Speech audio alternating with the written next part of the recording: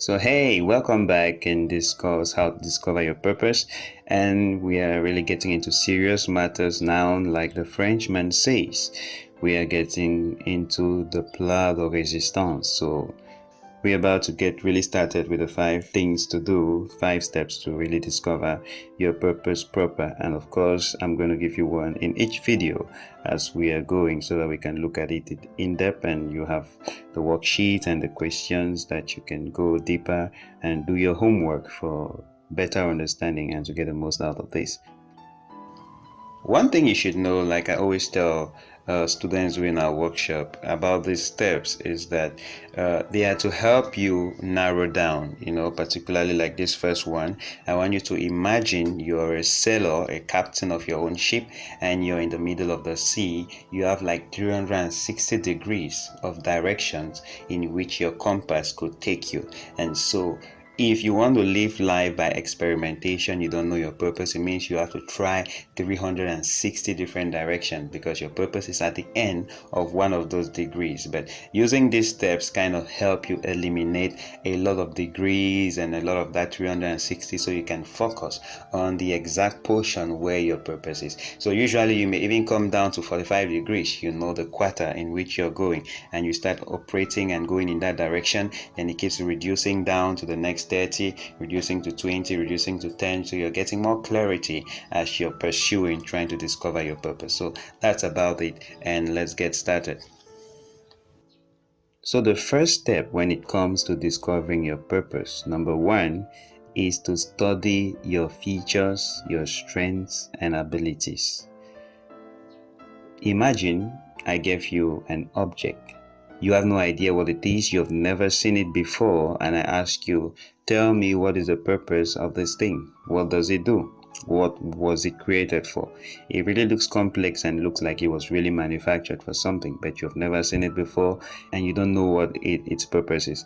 So chances are you will start manipulating the object, just like a little baby who is trying to discover his environment. You take this thing, you touch it, you observe its peculiarities, what is unique about it, how different is it, how familiar is it with something that you already know. So there you're studying its features, you're studying its strengths. If it looks kind of ugly, it's not something meant for eating. If it looks very bright, colorful or tasty, you start thinking maybe it's something for eating. And so you see that just looking at the features or the strengths or the particularities of an object or a thing or someone or yourself, you can begin to have an idea of where you were born to operate, the area in which you were born to operate, your purpose, your calling. So that is it for a random object. Now coming back to you. So to discover your purpose, number 1, you need to try to look within. It always starts there. To look on yourself. What are your features? What is unique about you? What are your strengths? And you see, this is where potential comes in, because whatsoever you were born to do, you were designed and created with a capacity and innate ability to do that. So think of sports cars. No manufacturer writes 300 kilometers per hour on a car without actually having built in the engine, the tires, the suspension, and all it takes to make that car go as fast as 300 kilometers per hour. If you look on a vehicle, you can see that it has tires. It starts telling you the tires are to roll, so it's going to roll. It doesn't have wings, so you understand that it's not going to fly. So studying the features on something, studying its strength, studying its potential, its ability, gives you an idea to understanding its area of operation, of gifting, its area of calling, of purpose. Look at yourself. You need to make a list of your strengths. What are you good at? What are your natural physical abilities? If you're tall, that height could have a role in your purpose. If you're muscular, it could have a role in your purpose. What are the strengths people comment a lot about you? People say each time they feel sad, they're weak, they come to you, and you always have a way to encourage them. If people always find themselves laughing around you, you have that natural strength or ability to bring humor and laughter and joy into people's people's life, you make people's lives brighter. So these are the strengths, potentials, key things about you that are unique about you that you need to come up with a list about them. And also you need to come up also with a list of your weaknesses. The worksheet is there with the properly organized sections to help you put this all together.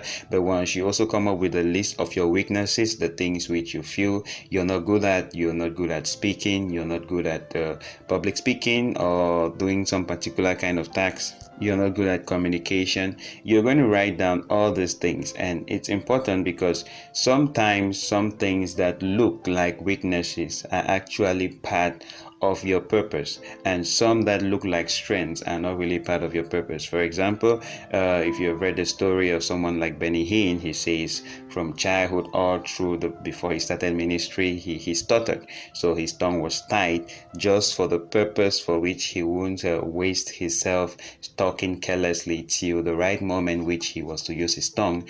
And then he testifies that the spirit just loosed his tongue and he stopped stuttering after about 20 years of stuttering. So I, for example, in school, primary school, I was number one on the list of noisemakers. I don't know if they did that in your school, but right here in Africa, we have this list where the class prefect writes the names of those who are disturbing. And so I used to talk a lot, and I still do. And then in school, it was seen as a negative, you're not calm in class. And whereas that was actually a positive for my purpose as a public speaker, to talk a lot, because you kind of talk for a living. Some people have weaknesses, maybe like they say they are introverts, and you notice that also with great inventors who have difficulty interacting with people. So the fact that they cannot connect with people very much makes them want to connect with appliances, want to connect with technology, they want to connect with something. And because they are connected with those things, they easily get to develop something greater and far more better than if they were actually having the skill of connecting with people. So you want to make a list of your strengths, your features, your potentials, because most likely they are going to guide you to have an idea of what your purpose could be, your height, your size, your strength, your likes, your dislikes, and also a list of your weaknesses.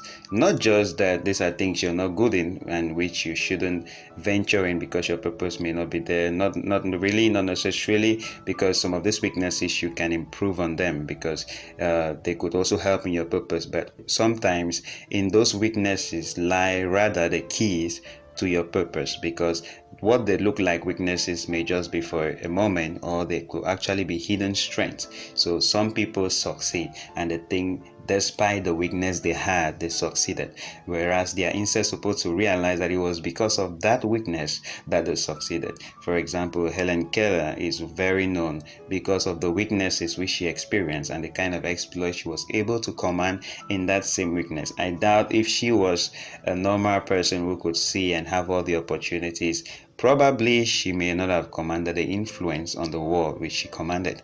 Well, you just see the difference. I'm not saying it's definite, but it's just thought you can leave your comments about that in the comments below. Your purpose is you. You got to like you. You got to appreciate you. Your color, your skin, your size, your height, your weight, and everything that is peculiar about you, because once you were born with that, it means it had a role to play in your purpose. So the shape of your head is that way because of your purpose. Your eye colors, the shape of your nose, your fingers, how long or short they are, all those things play in when it comes to fulfilling your purpose. You won't believe it, but yeah, it's about that serious. So that is the first step. You need to study yourself, study your features, look at your strengths. This usually should get you a little bit closer to identifying your area and your field, so you already know what may be for you and what may not be for you. But the next steps are going to help you get more clarity, to go more deeper, to zero in very clearly on the point. So that's it. We're going to continue with the next steps in our next video tomorrow. So please give this video a thumbs up, drop a comment below, and remember, if you can guess what the next step is, we are going to request for your email and send you the worksheet for free. You won't have to get it through our Patreon page. Do subscribe if you haven't yet, and if you're just joining in now, check out the previous videos. All the links are in the description below. Thank you for watching and see you in the next video.